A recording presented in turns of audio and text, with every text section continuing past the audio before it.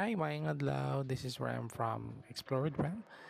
And karon ako sa Quest Homes Building, located diri sa Mandawi City, Cebu.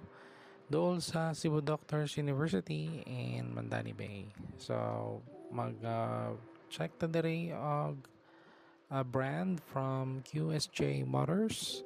Muni ang dealership diri sa Philippines and diri sa Cebu. So, kanin siya na brand. Ang ano ni ay SERES, no? And in the future, it will be rebrand as AITO M5.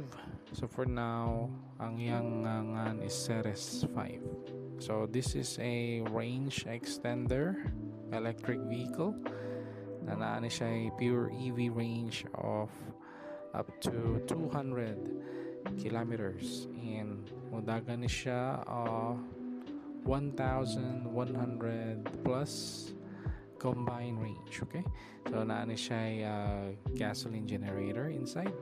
So tara, kuyugi kog explore sa SERES 5. Oh, by the way, ang iyang price, nagcut sila price. So from 3.2 million pesos, nahimo na siyang 2.8 million pesos. So tara, let's check the SERES 5.